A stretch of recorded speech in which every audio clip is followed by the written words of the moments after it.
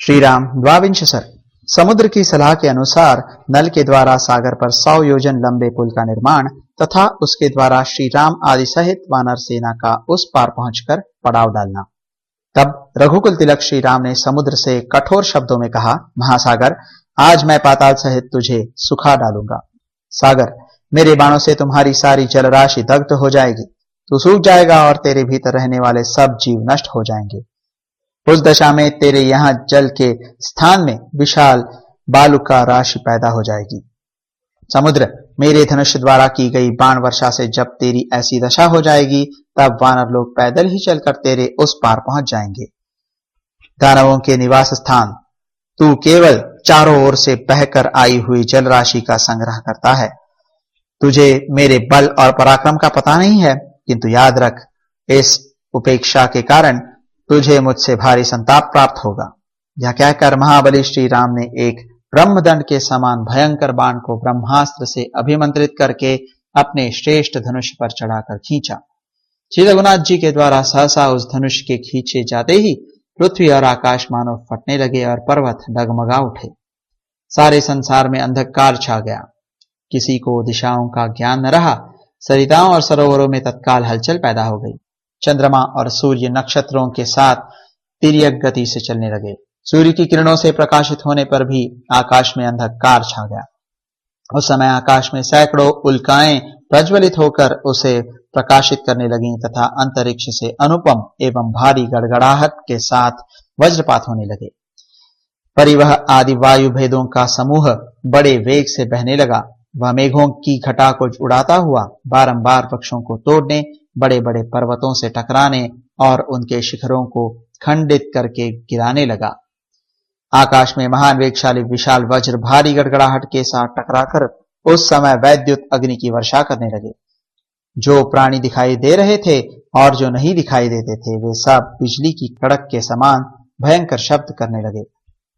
उनमें से कितने ही अभिभूत होकर धराशायी हो गए, कितने ही भयभीत और उद्विग्न हो उठे, कोई व्यथा से व्याकुल हो गए और कितने ही भय के मारे जड़वत हो गए।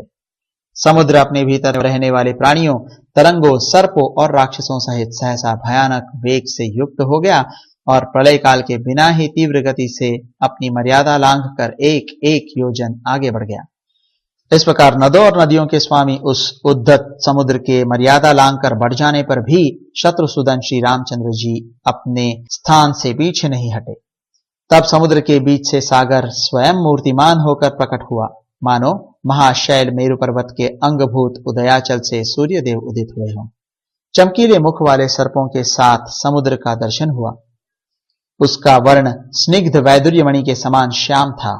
उसने जाम्बुनद नामक स्वर्ण के बने हुए आभूषण पहन रखे थे। लाल रंग के फूलों की माला तथा लाल ही वस्त्र धारण किए थे। उसके नेत्र प्रफुल्ल कमल दल के समान सुंदर थे। उसने सिर पर एक दिव्य पुष्पमाला धारण कर रखी थी, जो सब प्रकार के फूलों से बनाई गई थी। स्वर्ण और तपे हुए कांचन के आभूषण उसकी शोभा बढ़ाते थे। वह अपने ही भीतर उत्पन्न हुए रत्नों के उत्तम आभूषणों से विभूषित था। इसीलिए नाना प्रकार के धातुओं से अलंकृत हिमवान पर्वत के समान शोभा पाता था। वह अपने विशाल वक्षस्थल पर कौस्तुभ मणि के सहोदर मतलब सदृश एक श्वेत प्रभा से युक्त मुख्य रत्न धारण किए हुए था, जो मोतियों की इकहरी माला के मध्य भाग में प्रकाशित हो रहा था। चंचल तरंगे उसे घेरे हुई थी। मेघमाला और वायु से वह व्याप्त था तथा गंगा और सिंधु आदि नदियां उसे सब ओर से घेर कर खड़ी थी। उसके भीतर बड़े बड़े ग्राह उद्भ्रांत हो रहे थे। नाग और राक्षस घबराए हुए थे। देवताओं के समान सुंदर रूप धारण करके आई हुई विभिन्न रूप वाली नदियों के साथ शक्तिशाली नदीपति समुद्र ने निकट आकर पहले धनुर्धर श्री रघुनाथ जी को संबोधित किया और फिर हाथ जोड़कर कहा, सौम्य रघुनंदन, पृथ्वी, वायु, आकाश, जल और तेज ये सर्वदा अपने स्वभाव में स्थित रहते हैं। अपने सनातन मार्ग को कभी नहीं छोड़ते, सदा उसी के आश्रित रहते हैं। मेरा भी यह स्वभाव ही है। जो मैं अगाध और अथाह हूं, कोई मेरा पार नहीं कर सकता।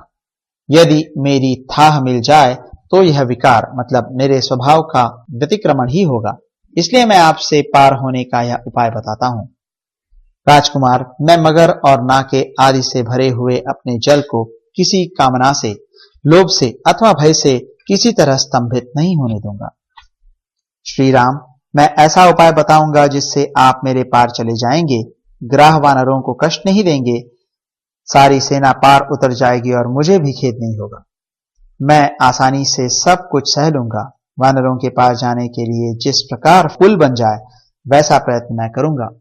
तब श्री रामचंद्र जी ने उससे कहा, वरुणालय, मेरी बात सुनो।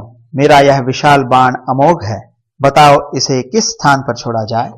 श्री रामचंद्र जी का यह वचन सुनकर और उस महान बाण को देखकर महातेजस्वी महासागर ने श्री रघुनाथ जी से कहा, प्रभो, जैसे जगत में आप सर्वत्र विख्यात एवं पुण्यात्मा है, उसी प्रकार मेरे उत्तर की ओर द्रुमुकुल्य नाम से विख्यात एक बड़ा ही पवित्र देश है। वहां आभीर आदि जातियों के बहुत से मनुष्य निवास करते हैं, जिनके रूप और कर्म बड़े ही भयानक है। वे सब के सब पापी और लुटेरे हैं। वे लोग मेरा जल पीते हैं। उन पापाचारियों का स्पर्श मुझे प्राप्त होता रहता है।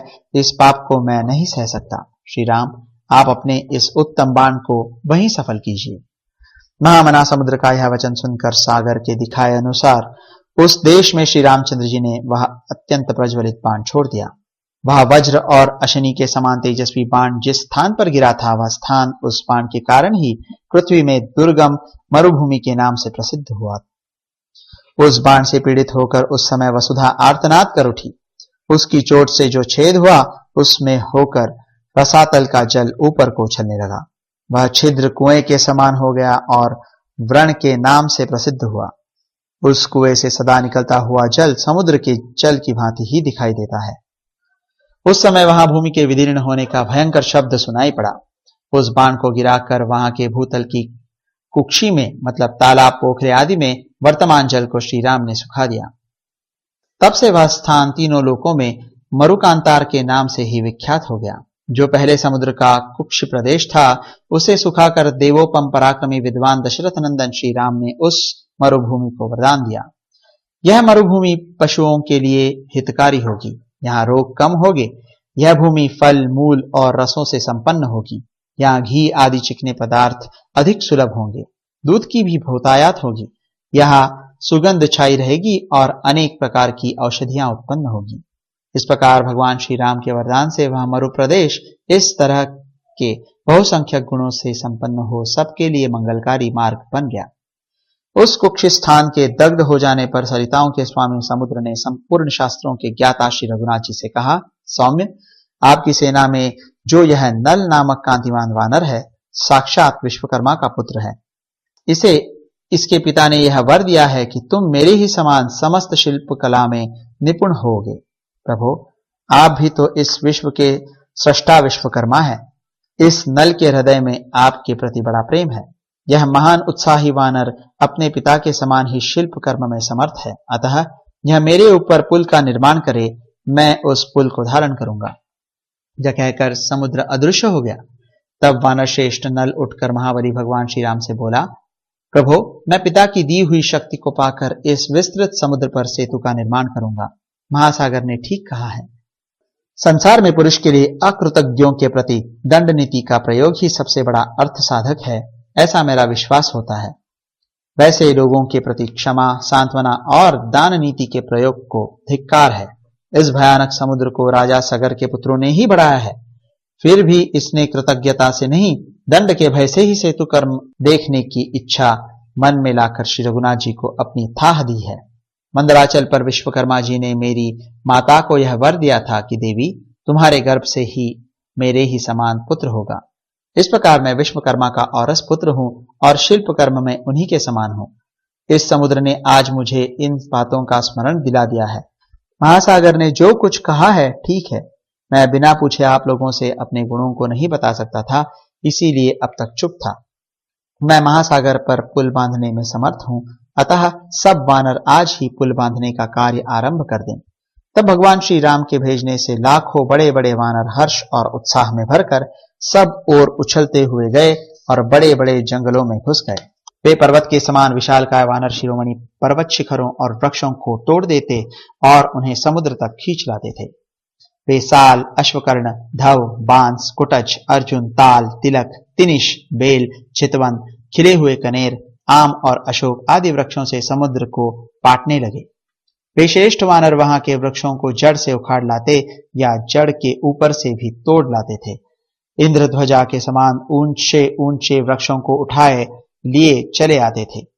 ताड़ों, अनार की झाड़ियों, नारियल और बेहड़े के वृक्षों, करीर, बकुल तथा नीम को भी इधर उधर से तोड़ तोड़ कर लाने लगे। महाकाय महाबली वानर हाथी के समान बड़ी बड़ी शिलाओं और पर्वतों को उखाड़कर यंत्रों मतलब विभिन्न साधनों द्वारा समुद्र तट पर ले आते थे। शिलाखंडों को फेंकने से समुद्र का जल सहसा आकाश में उठ जाता और फिर वहां से नीचे को गिर जाता था। उन वानरों ने सब ओर पत्थर गिराकर समुद्र में हलचल मचा दी। कुछ दूसरे वानर 100 योजन लंबा सूत पकड़े हुए थे। नल, नदों तथा नदियों के स्वामी समुद्र के बीच में महान सेतु का निर्माण कर रहे थे। भयानक कर्म करने वाले वानरों ने मिलजुल कर उस समय सेतु निर्माण का कार्य आरंभ किया था। कोई नापने के लिए दंड पकड़ते थे तो कोई सामग्री जुटाते थे। श्री रामचंद्र जी की आज्ञा शिरोधार्य करके सैकड़ों वानर जो पर्वतों और मेघों के समान प्रतीत होते थे, वहां तिनकों और काष्ठों द्वारा भिन्न भिन्न स्थानों में पुल बांध रहे थे।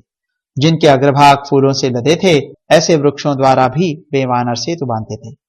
पर्वतों जैसी बड़ी बड़ी चट्टानें और पर्वत शिखर लेकर सब ओर दौड़ते वानर दानवों के समान दिखाई देते थे।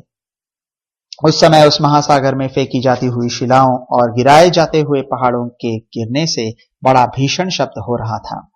हाथी के समान विशालकाय वानर बड़े उत्साह और तेजी के साथ काम में लगे हुए थे। पहले दिन उन्होंने 14 योजन लंबा पुल बांधा। फिर दूसरे दिन भयंकर शरीर वाले महाबली वानरों ने तेजी से काम करके 20 योजन लंबा पुल बांध दिया। तीसरे दिन शीघ्रतापूर्वक काम में जुटे हुए महाकाय कपियों ने समुद्र में 21 योजन लंबा पुल बांध दिया। चौथे दिन महान वेगशाली और शीघ्रकारी वानरों ने 22 योजन लंबा पुल और बांध दिया तथा पांचवें दिन शीघ्रता करने वाले उन वानर वीरों ने सुवेल पर्वत के निकट तक 23 योजन लंबा पुल बांधा। इस प्रकार विश्वकर्मा के बलवान पुत्र कांतिमान कपिश्रेष्ठ नल ने समुद्र में 100 योजन लंबा पुल तैयार कर दिया। इस कार्य में वे अपने पिता के समान ही प्रतिभाशाली थे। मकरालय समुद्र में नल के द्वारा निर्मित हुआ वह सुंदर और शोभाशाली सेतु आकाश में स्वातिपथ मतलब छायापथ के समान सुशोभित होता था। उस समय देवता, गंधर्व, सिद्ध और महर्षि उस अद्भुत कार्य को देखने के लिए आकाश में आकर खड़े थे। नल के बनाए हुए 100 योजन लंबे और 10 योजन चौड़े उस पुल को देवताओं और गंधर्वों ने देखा, जिसे बनाना बहुत ही कठिन काम था। वानर लोग भी इधर उधर उछल कूद कर गर्जना करते हुए उस अचिंत्य, असह्य, अद्भुत और रोमांचकारी पुल को देख रहे थे। समस्त प्राणियों ने ही समुद्र में सेतु बांधने का वह कार्य देखा। इस प्रकार उन सहस्त्र कोटि मतलब 1 खरब महाबली एवं उत्साही वानरों का दल पुल बांधते बांधते ही समुद्र के उस पार पहुंच गया। वह पुल बड़ा ही विशाल, सुंदरता से बनाया हुआ, शोभा संपन्न, समतल और सुसंबद्ध था। वह महान सेतु सागर में सीमंत के समान शोभा पाता था।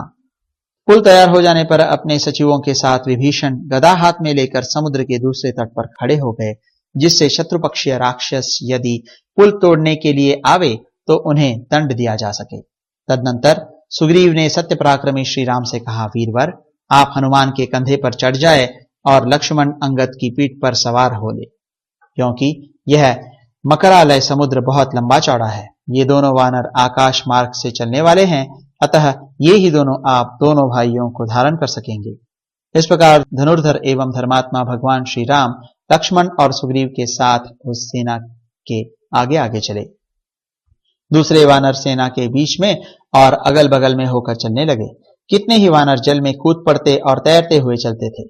दूसरे पुल का मार्ग पकड़कर जाते थे और कितने ही आकाश में उछलकर गरुड़ के समान उड़ते थे। इस प्रकार पार जाती हुई उस भयंकर वानर सेना ने अपने महान घोष से समुद्र की बढ़ी हुई भीषण गर्जना को भी दबा दिया। धीरे धीरे वानरों की सारी सेना नल के बनाए हुए पुल से समुद्र के उस पार पहुंच गई। राजा सुग्रीव ने फल, मूल और जल की अधिकता देख सागर के तट पर ही सेना का पड़ाव डाला।